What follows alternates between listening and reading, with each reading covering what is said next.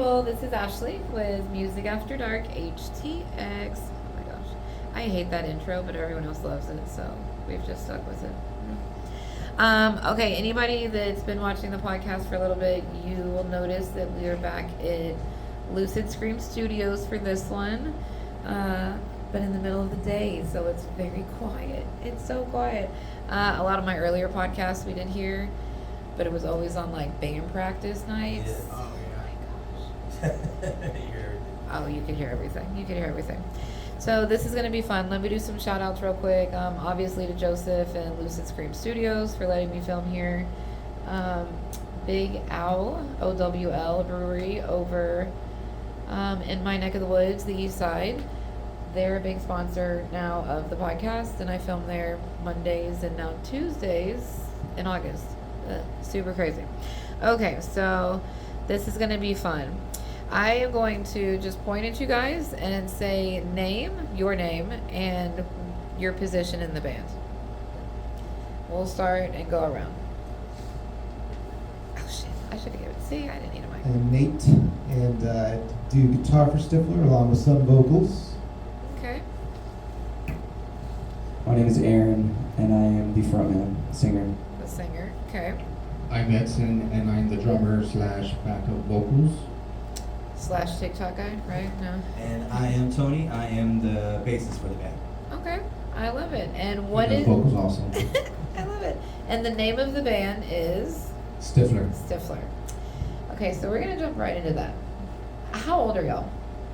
So I'm 35. 33. 33. And 33. And 33. So where did the name come from, Stifler?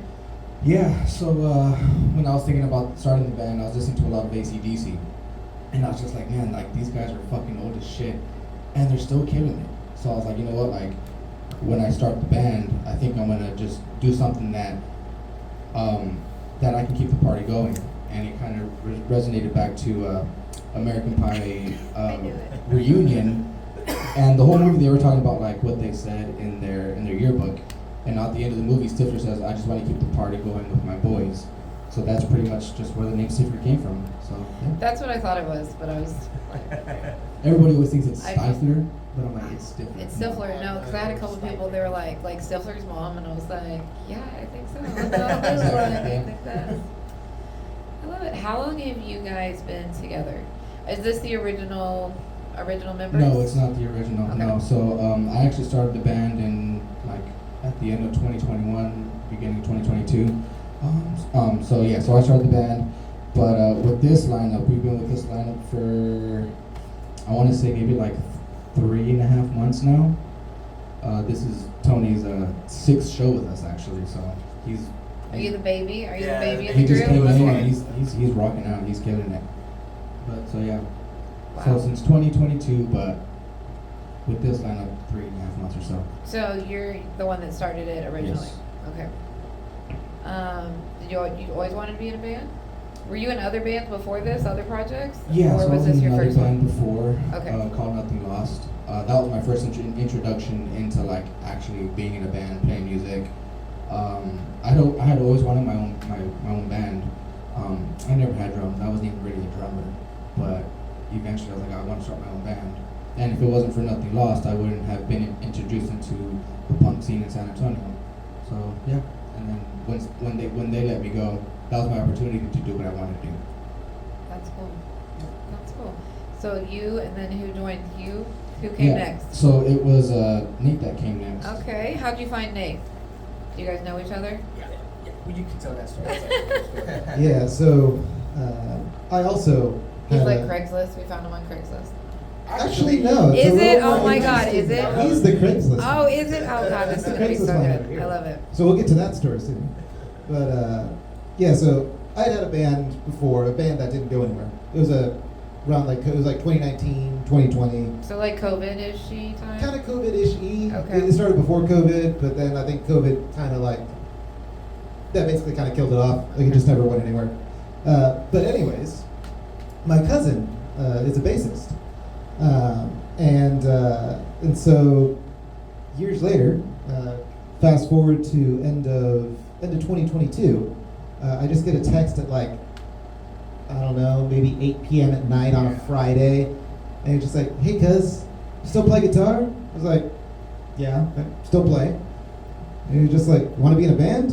And I'm just like, yeah, sure, why not? And you're like, yeah, I don't have anything else to do, Yeah, why so not? we're just gonna go with it. And so he gives me Edson's contact information, and I message him like, hey, I heard you're looking for a guitarist, yada yada. And he gets back to me and is like, yeah, look for guitarists. We chat back and forth for a bit, and he gives me the songs that are out. Meanwhile, I think you were taking off on vacation, so he just gave me like list of songs that are out and sent recordings, and I just learned them. And I think within 2 weeks later, we did our first practice. Yeah. A month later, we did our first show. That's fast. Yeah. So you jumped in quick then? Me? Yes. Were you next to join or no? So in this lineup, yes. Oh Yeah, shit. this Okay. one, This yeah. lineup, yes. That's a story. He's like, I'm not talking today. Okay, so we're gonna backtrack a little bit. Okay. So because It was you, when we him. brought Nate on, we had 2 other guys in the band. Okay. Within the first 3 years, Stifler had 9 different lineups. It happens. That's like a thing. Yeah, That's for a sure, thing. for sure. But then we were recording our EP earlier last year, and if something just wasn't sitting right because of the fact that we had let go of our last singer, and so it just didn't feel right. So then I knew Aaron from Down Not Out because he plays with the homie Mark Panetti, and I hit him up and I was just like, dude, like, I think you would really dig what we're doing. Come check it out. It should be said though, we did a 3-piece for about 6 months. Yeah, we did a 3-piece for 6 months. Oh, that's cool. Yeah, and then we had literally one practice with Aaron, and I was just like, hey dude, what do you think? Like, do you like it? And he was like, yeah. And then literally that following weekend, we took him to the studio and put his vocals on the EP. So that's how that came about. Dude, that's crazy. That happened so fast. Yeah, super quick. So fast. Yeah, originally I was brought on as the second guitar player, and after a few shows and practices, we just kind of made the decision that's better if I just like was the front man, so I could focus on crowd control. That you know, energy that you super get. energy, yeah. Which I think it's awesome, you know, because I do like playing guitar, you know, as well. But I feel like my role in this band is definitely to be the front man, you know, the connection between us and the audience. And it's awesome, you know. It's definitely something a role that I didn't really see myself in at first because you know I've been a guitar player, bass, drums forever. So stepping into a new role for me, kind of getting out of my comfort zone, was really nice. Helping me grow a lot, become a lot more of a confident frontman, you know.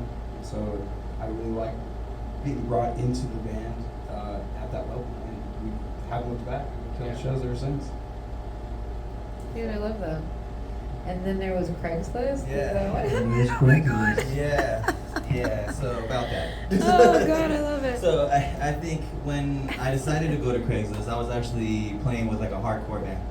And they were actually like all really good musicians. It's just that their goal was to like practice all the time and then do backyard shows. Which is cool, but like I'm 30 already. I already did that in my 20s and teens, like I'm ready to get on stage. And so I kind of left that practice one day and I just went to Craigslist because that's kind of been my go-to for all my band stuff and everything like that. And but I saw this post, like established punk band looking for a bassist. And I was like, well, I'm a bassist, so I'm gonna click this. And it ended up being these guys. Yeah, I think what 3 months ago started jamming. Yeah. And then it took off from there. Started jamming, and it was really good. I feel like their style and what they were doing was really easy for me. I feel like that type of like 90s, early 2000s punk rock style was what I grew up listening to, so it was pretty seamless trying to join in for this band and provide bass lines for them and everything. So yeah, Craigslist, it's crazy, but there's moments where it could be cool. Yeah, for sure. Why didn't you just go to Facebook or? I don't know. I just didn't think. I just kind of thought like the easiest, fastest, like direct way was just the musician tab and Craigslist. I didn't know people really like used it that much Same like that. here. And but yeah. Yeah, Yeah. I think when I saw the post, it was posted that day, like 6 Yeah. hours. Yeah. Like I Yeah. literally got the notification like the next morning, like, oh sweet, already got a Yeah, hit. yeah, yeah, yeah. Dude, that's And cool. so Y'all I got kinda this just is took like it. y'all got together quick. Yeah. This Super lineup quick, happened yeah. super yeah. fast. Yeah. Yeah, totally. And We all so, click. yeah, I took it as a sign. I was like, it posted that 6 hours ago. I'm looking for a band. Here we go. So it worked out. So you guys are from where? San Antonio. San Antonio. Okay, are you all native to that area? You're all born and raised in San Antonio? I wasn't born there, but I was just raised in San Antonio. I was born in Cali. Okay. San Antonio native my whole life, baby. 210. Yep, San Antonio native, born and raised. Yeah. Do they have a name for y'all? Like Houstonians is what they call people. Right. that- San Antonians. Is that what it is? I guess. I never knew we had a name. Sometimes like also overweight. Just kidding. Just kidding. Oh, here's okay. So best breakfast tacos in San Antonio. Y'all all have a go-to place? Is it the same Yeah. place, or am I about to break up the band right now? Alright, hot takes, guys. What's the My best one? hot take. Probably one of the All right, hottest go takes for it. here. Taco Uh-oh. Cabana. Some You of better the best not. breakfast tacos in San Antonio are in Bill Miller's, which is a barbecue place that doesn't Oh, do he barbecue doesn't well. agree. Look, he's But- like, no. The breakfast tacos are pretty good in my opinion.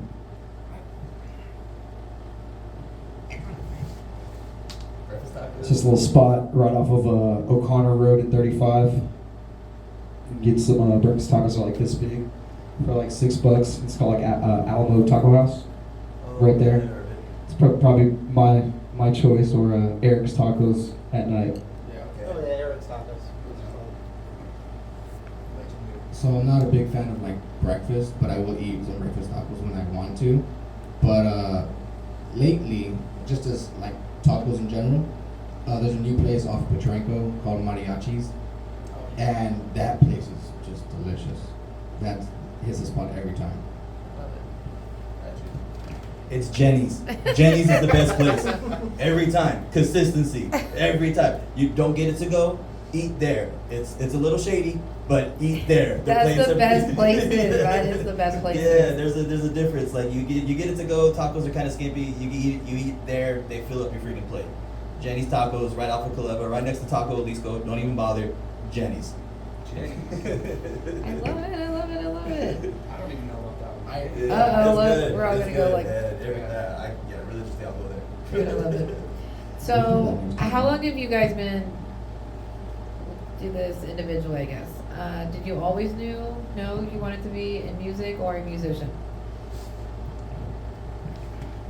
I think so. My musical journey probably started back in the 5th grade when I played the clarinet.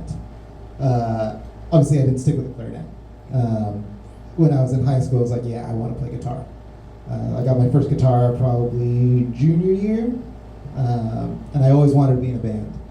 But you know, it's hard finding your first band, and I did not find my first band. The first band I had was like COVID years, so that was in my mid-20s. And then when that band ended, I definitely wanted to find another. And fortunately, my cousin brought me to one. So I would say, yeah, I've always had a musical, always been geared towards music, always wanted to be in a band. It's a lot of fun. Is your family supportive? Yeah, pretty supportive. Are they musical Uh, or no?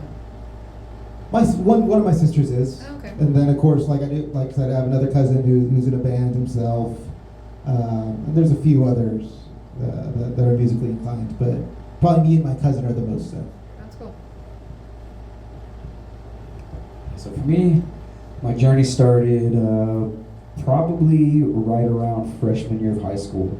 I was playing trombone, ironically, in middle school and high school, so I got a lot of the classical, learning how to read music, treble clef. Actually, it was bass clef. I started learning how to read first, so then when I wanted to go to guitar, it was treble clef. And it was like I had to relearn everything, But yeah, ever since I've been in high school, I've been, consistently in a band. My first band was fresh all throughout high school. It was called The Solar Compromise. It was just a bunch of kids, experimental music, semi-punk influenced. And then after high school, I was actually a bass player in a band called Radio Box for just like 6 years. Went over to guitar with Down Not Out, and then now I'm doing vocals in Stifler.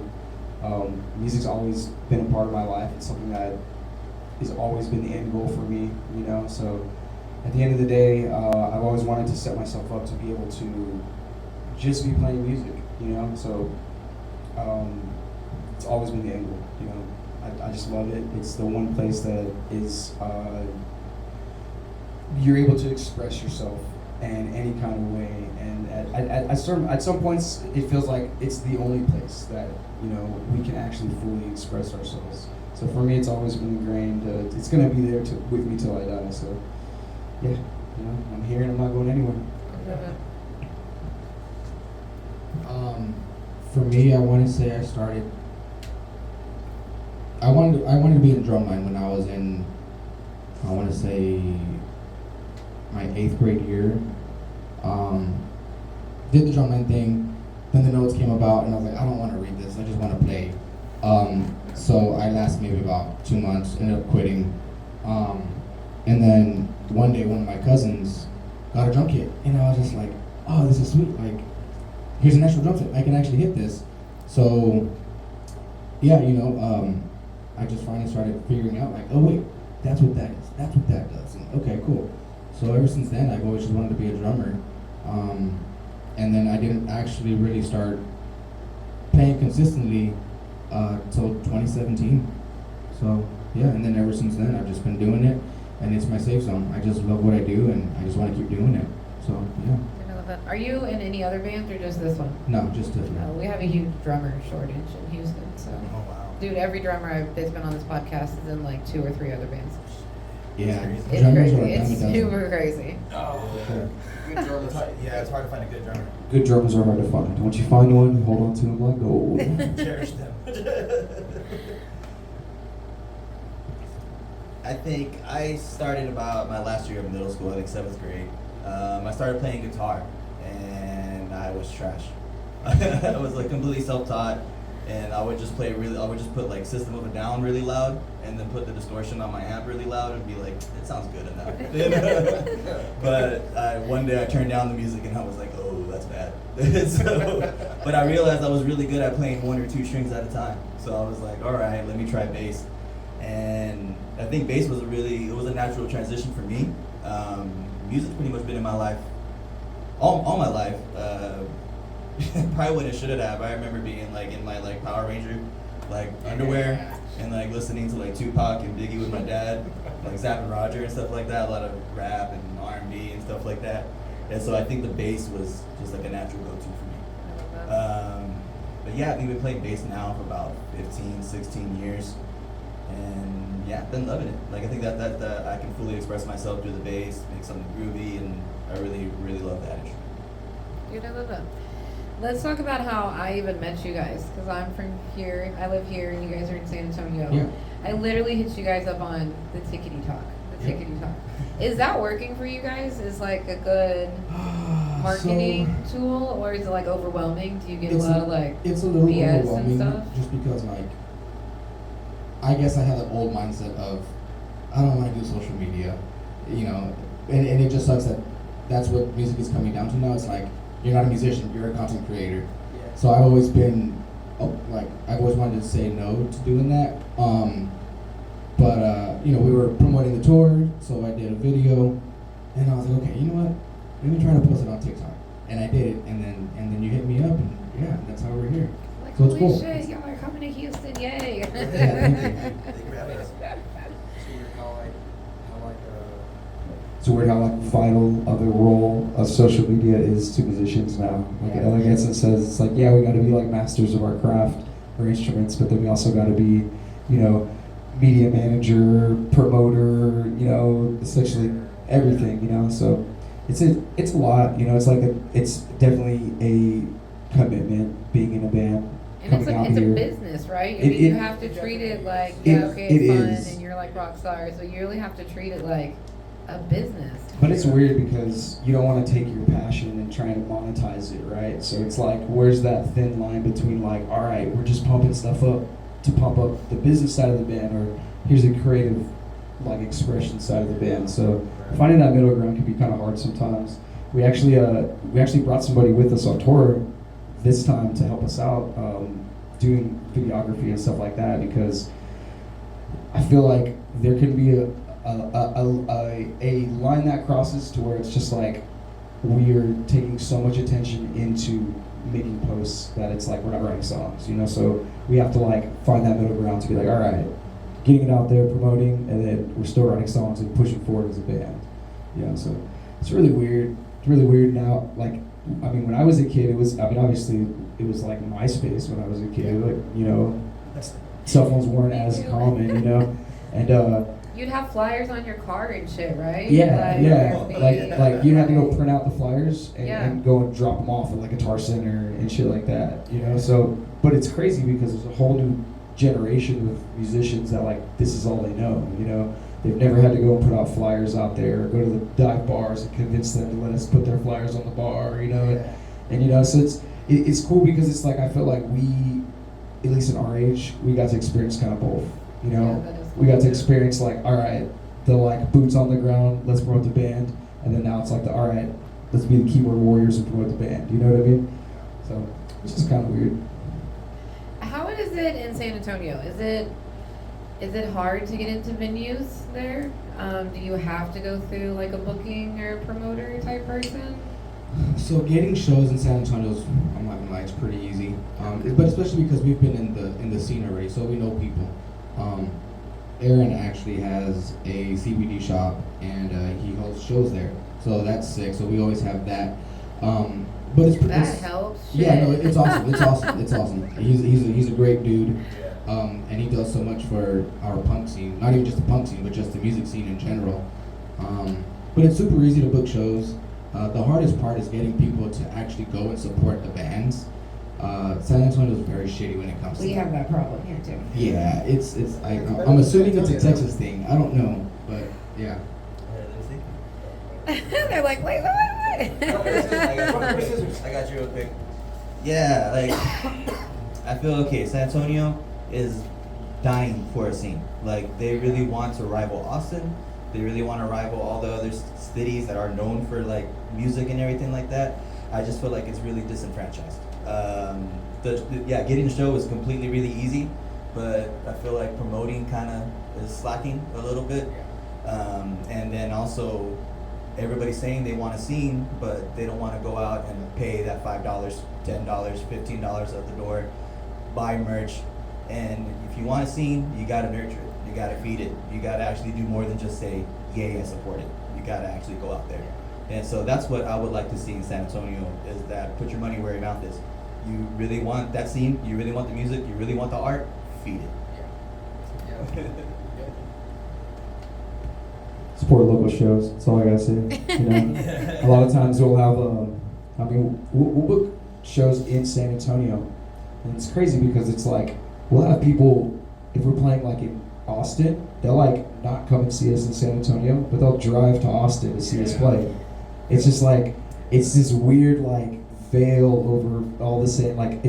Everybody in San Antonio's like, yeah, bro, come see your band. But if it's in town right down the street, they won't. You know, unless you're like opening up for like Subhumans or Total Chaos or something, then they'll come out. But if it's just like local guys, it's like pulling teeth to get people in there, you know? A lot of what Tony's saying is true. It's everybody wants a scene, but nobody wants to go and support it. So, you know, I try to do DIY shows at like the shop that I have as well, just to try to give back anything, you know? And a lot of times they're free shows, just to get people to come out to get interested, because really what I'm seeing is that the scene that was growing, that we had when we were growing up, a lot of the scene, the punk rock scene, the like hardcore scene, a lot of those dudes are older, dude. So there's nobody getting the mantle that's getting handed down to them, you know what I mean?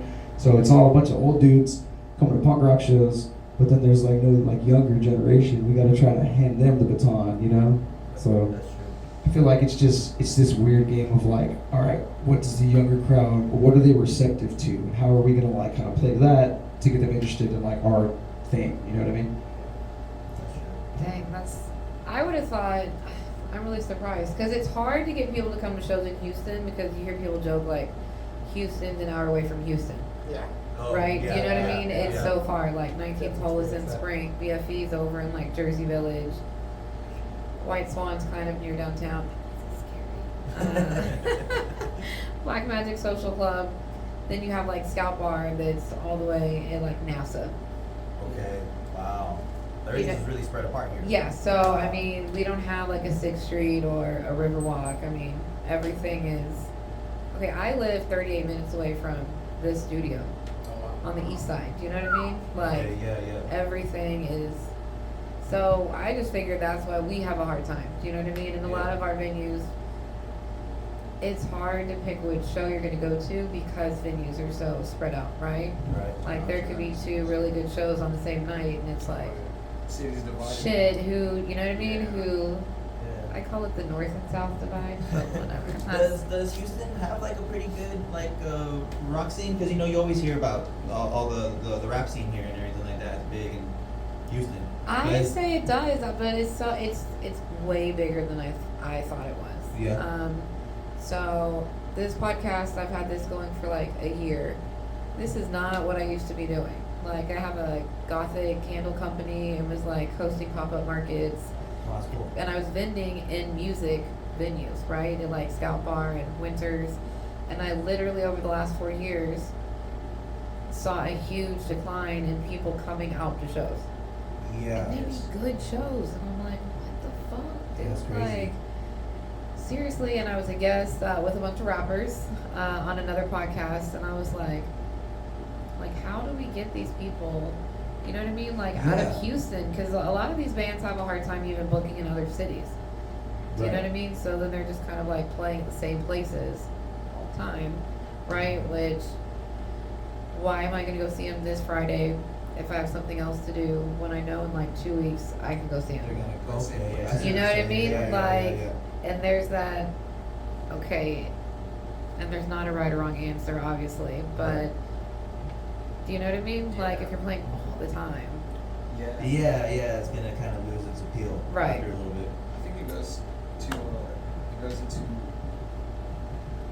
I think when you're a local band, I think it's really smart if you like tastefully schedule your in-town shows. For example, like with my other band last year, like 3 years ago, I remember there was a point in time when we were playing every single weekend for like 3 or 4 months. It was like 4 shows a month in town every Friday or Saturday, and I experienced that what you're saying. You know, towards the the middle of like the little in-town stretch, we just started showing that people wouldn't come out because they're like, oh, bro, I'll just see you next weekend, and then kind of took for granted because we play all the time.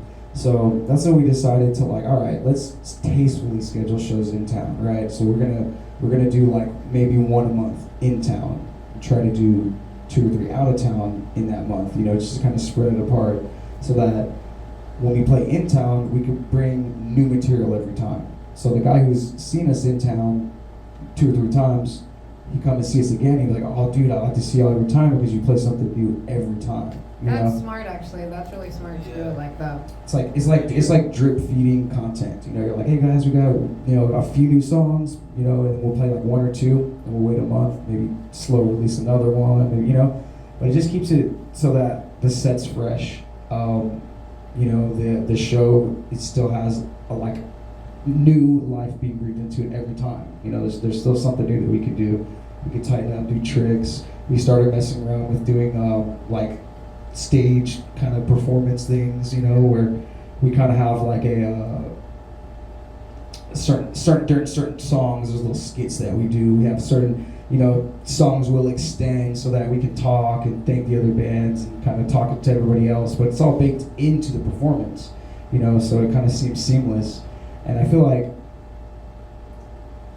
not overplaying is really, really important for local bands, So if you're in a local band and you really want people to come, maybe like one every month or 2 months, would be smart, and then just give them the best show of their lives every time in town. Like I have a lot of people that I know that they're like, oh, it's in town, it's cool, we can just do whatever, it's all right, I didn't bring my pedal board or whatever, this and that. Hey, it's in town, it's cool. I'm like, no, bro, the one's in town, that's your city, so you want to be giving 1000% in your hometown, because then they'll be able to stand by you and just like, oh, dude, yeah, those guys kill it every time in town. They're playing in Houston tonight.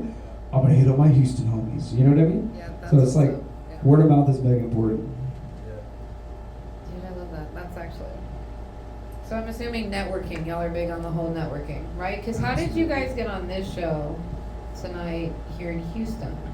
That's a you story, because. Oh, love it. That's one, so yeah. So with the last band, with the other band that I played with, Down Not Out, we work with Alex from Zelda's Window over there. We've done a lot of different shows for him. So we actually went, was it like 4 or 5 months ago we played it? It was in December, it was our last show. It was in December. Yeah. He booked us out a show over there. Shout out Alex from Zelda's Window, it was awesome. He booked us out a show at the Black Magic Social Club, and you know, it was a really good show. It was us, Down Not Out, Mine, and Fusca. Yeah, oh man, those guys are Shred the Deck too, right? Shred the Deck, that's right. Yeah, those guys killed it. And so it's just, you know, when we go out of town, we make sure that we want to talk to all the promoters, all the bands. You know, it's our job to make sure everyone knows us. Hey, I'm Aaron. I play in this band. Can we exchange information? You know, if you guys want to come and play a show in my town, I'll set you up, vice versa, kind of thing. You know. Dude, I love that. So many people are going to be probably blowing you guys up. Wanting to play in San Antonio now. Seriously. Oh my gosh, I love If it. anybody wants to play in San Antonio, Texas, I run a DIY venue in San Antonio. Hit me up. I will book y'all. Coldstart.co. I Lock love that that. in. Dude, I love that. Oh my gosh. You'll have to give me that too off camera and I can, Yeah, for sure. yeah. So what's your road trip rituals? Do you guys have any of those? Whole bunch of sleeping. Well, this guy can't sleep in the car. Oh God, oh no. So, I mean, yeah, I mean, it's our first time on the road. When are you so sleeping? Because you guys drove, did y'all sleep last night? Did y'all drive all night? 4 hours. Tell the story. Yes. Drove to San Antonio. Oh yeah. Tell the story. And for this current leg, the show in Harlingen wasn't until doors were at 9, show started at 10. Doors were at 4, actually. Doors Were they? Oh, I guess that's when the bar opened. Yeah, because it was the bar Yeah. open. We played at like 11:30. Yeah, we didn't play till 11:30. Wrapped up a little after midnight. Then you know, of course, you can't just leave right away. Of course. You know, you gotta talk to the bands and work on some merch. Yeah. Finally, we hit the road at like 1:30, later than we intended. We decided, like, okay, so it's basically the same drive time whether we went straight from Harlingen to Houston, as if an alternative, we could just go Harlingen back to San Antonio, then to Houston. So and we caught like 4 hours of sleep that way. That drive was killer though. Yeah, that was terrible. Yeah. I mean, but we made it. We're here. We made it though. Yeah. We survived. Y'all experienced any rain and stuff since you guys have been traveling? Because y'all started in Oklahoma, right? Yeah. There was some rain in OKC. Wasn't too bad though. Yeah. No big winners at the casino Yeah. in Oklahoma? No. Yeah. Big losers. A bunch of losers over here. Also, I want to give a shout out to Destiny from Grand Royale. Yes. We showed up to OKC, Tell that and story. the initial venue that we had set up with, Oh, man, we ride into OKC. I look at GPS, it says 5 minutes away from the venue. I'm like, guys, we're here. Hell yeah. So we're pulling up, and this dude gets a text message that the show's canceled because the venue doesn't have power. I was like, oh my God. We just drove 8.5 hours, right? 15 minutes before loading. Yeah. So yeah, that text Oh was no! yeah. So immediately I hit up Destiny from Diatribe, and she hooked it up. She gave us a spot. I mean, we went back and forth for maybe 5-10 minutes, and then we had the spot, and we were like, okay, cool, we're going straight over there now. So yeah, shout out to Destiny. Yeah, she kicked ass doing that for us. Yeah, it's super duper cool. It was really crazy too because it was like Oklahoma's version of First Friday. It was like a second Friday, so street festival. And she's like, this is somebody that I know from going on tour with my other band. I call them the Oklahomies. Whenever I go to Oklahoma, I got the Yes, Oklahomies, right? So I hit up the Oklahomies. So immediately, this guy's like, hey, we're not gonna have a show. And I was like, no, I'm hitting up the Oklahomies right now. So within 30 minutes of initial contact, she goes, dang, this is insane, guys, because we had a booked Yeah. a whole booked bill tonight, and everybody canceled. Yeah. So we don't even have bands tonight. It was meant to be. It was meant to be. It was perfect. It was perfect, yeah. It was a great night. So I was like, oh, you don't have bands? Well, We're a band. we're a band, and our venue just canceled on us. She's like, all right, head over here, guys. I got you guys. You know, drink tickets, That is everything. freaking awesome. Amazing. Shout out to Justin. Yeah, definitely. Seriously, like that, and that's the kind of like camaraderie that like, you know, you can't really. It's you never expect it. You know, such random occurrences. You know, and that's why networking is super important. Because if we hadn't established a relationship, you know, with Oklahomies before, then we would just be in Oklahoma like, oh, dude, first stop a tour was no stop a tour, you know. So super important, and you know, it's cool. It's all a community. We're also a big family, you know. And if your family member's in need, then you're gonna help your family member. I love that. You guys are so freaking great. Oh my gosh. I love you guys already. I love it. Seriously, you guys are freaking great. Merch. Do you guys have merch? Do you make your merch? Do you outsource your merch? So shout out to the homie Miguel from 187 Prints, or 187, not 187, 187. Yeah, he makes all of our merch for us. We have shirts, stickers, pins. As of right now, that's it. And then we have some lathe cut records, 7-inch. So yeah, Is that something that all bands should probably have merch, right? absolutely. Even Yes, if you that's haven't gonna be like your bread and DIY it butter. yourself or Yeah. whatever. We right? are in the Yeah. black t-shirt market, and if you're not doing it, you're not making any money, you know. Yeah. Not that making money is important, but the fact that it's like, you know, the band has to be sufficient on itself. So At the end of the day, someone has to pay for gas and Yeah. food, and you know, whenever he breaks a guitar string or he needs some, you know, sticks or something. And being a musician is really expensive. You know, I've been a musician my whole life, and I'm just like, holy shit! If there was a rewards system for Guitar Center, I'd be rich. we would, yeah, dude, like, come on.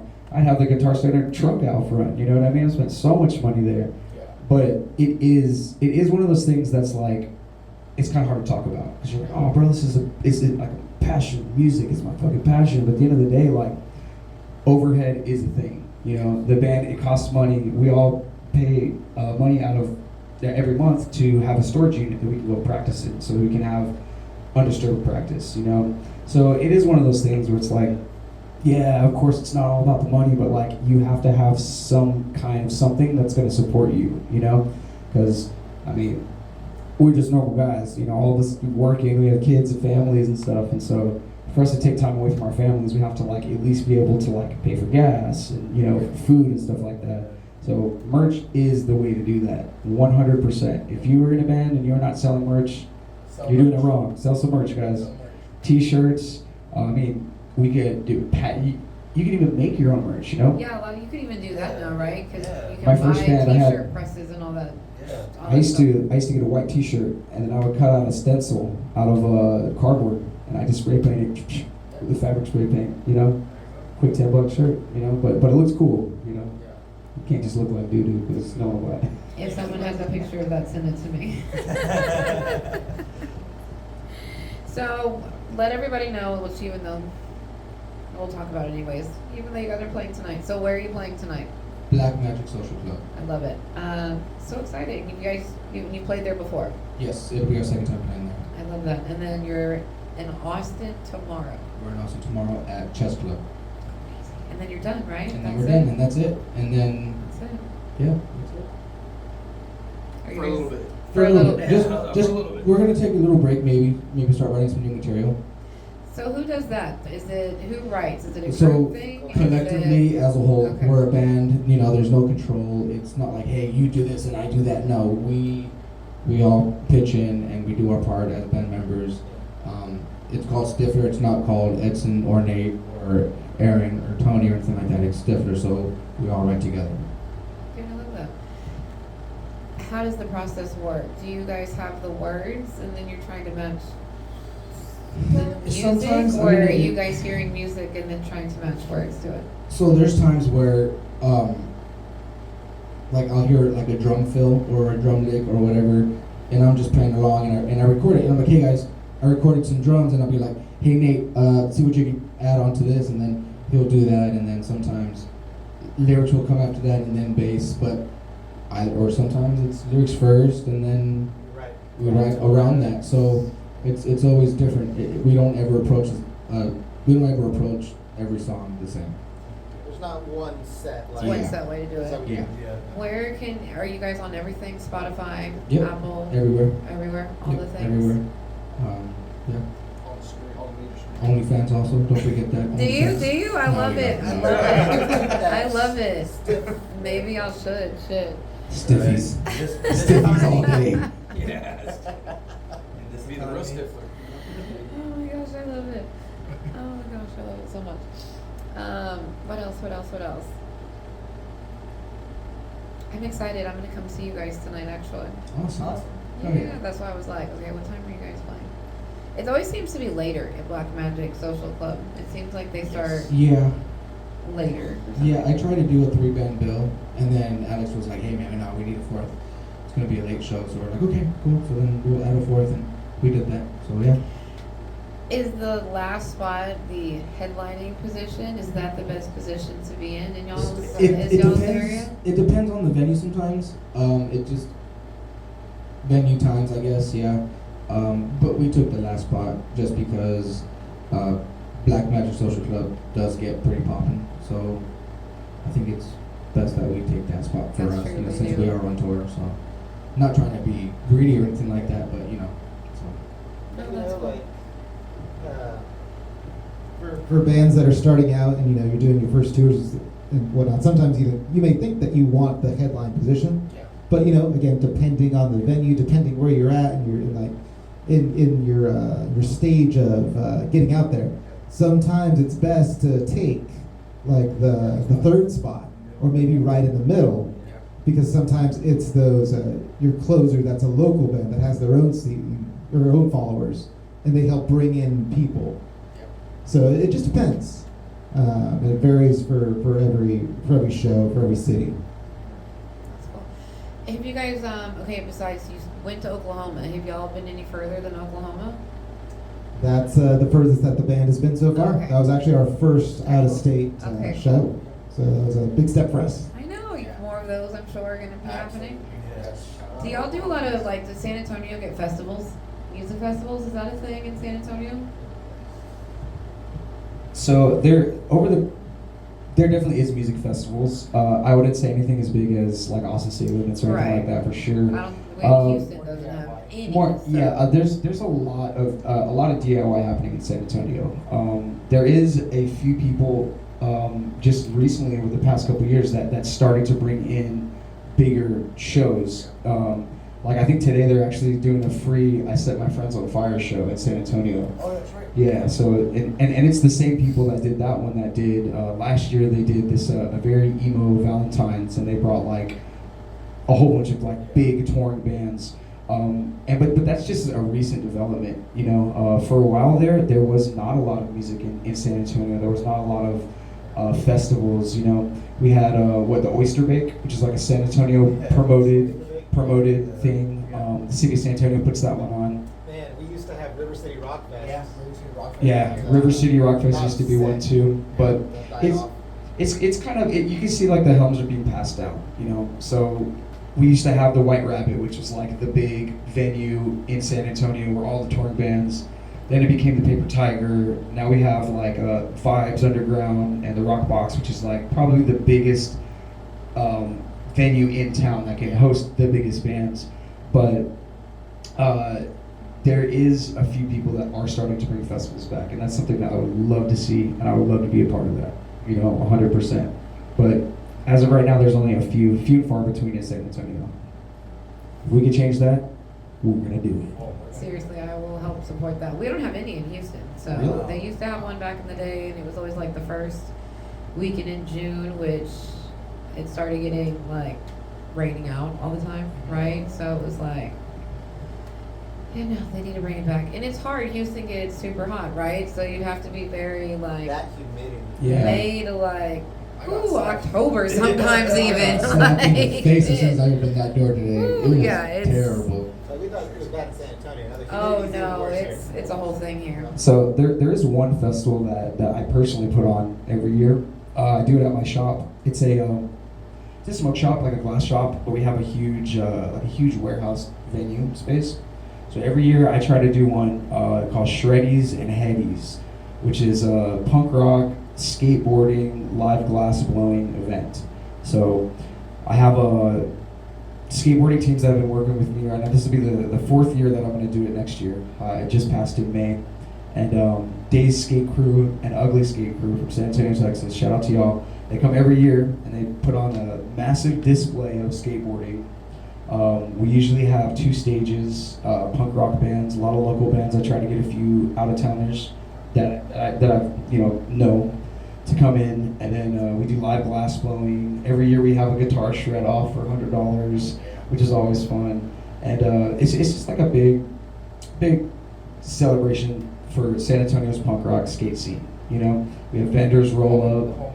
The homie, yeah, and then we also have another one for metal. My buddy Eric from Inbalance, the band Inbalance, puts on every year called Homies Fest, and it's literally just all the metalcore bands from San Antonio and the Valley and Houston and Austin. They all come and they do a fest as well. So there is a few festivals going on. Dude, that's cool. You need to I need dates for when you're doing things. I will totally make a trip to San Antonio for real. Yeah, Shreddies and Headies I usually try to do in April or May. However, I did do this one in May, like at the end of May, and it was so fucking hot. It was so hot that it got hot really. We're gonna have to push it dude. back to like hot February, really. The only reason it's not like 105 degrees outside right now is because of all the rain. Yeah. That is the only thing. Just makes it more humid though. Ooh. Yeah, real. But yeah, one thing that San Antonio, I will say, is like it does have a really big DIY scene. For what it lacks up for in, huge venues or festivals that's put on by the city, it does make up for it in DIY. I personally know people who do like generator shows. They'll do shows in the woods, like literally on a Google map. We're here. It's in the middle of the woods. You trek through the woods and they got generators set up, and it's cool. Used to be back in the day. Yeah, you know what I mean. Real quick, actually tomorrow in San Antonio, Nate's cousin Gabe, he has his own little day fest, and they actually do that fest in a ditch, and literally like what Aaron said, it's a generator thing. So Dude, it's please called send me pictures. Skate and Slam. So every year he does that, and so yeah, it's awesome. A whole bunch of skaters, vendors, food, whatever, raspas. It's sick. It's Dude, rad. that's freaking awesome. That's so cool. Oh my gosh. We need to do stuff like that here, Houston.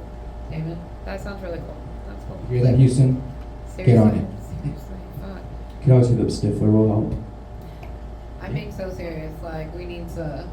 In Austin, like, I interviewed Apex Fallen, and they told me about, like, they went to this venue, and it wasn't a venue. It was, like, under a bridge and shit.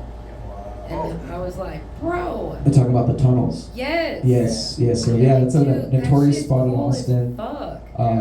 I played there last year with the other band that I was in, Down Not Out. It's cool because it's like in the middle of a park.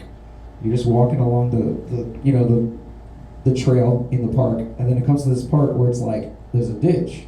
You just go down there, and that's like the DIY spot in Austin. The tunnels. They do raves there. I've done a punk show there a few times.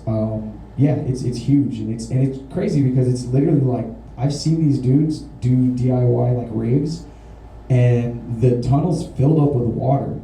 So like they'll put like little literal doors as a floor all the way down in the tunnels, and there'll be people in there raving, and their like feet are all wet and stuff. And so hey, I mean it's a counterculture thing. I totally understand it, Dude, that's really cool.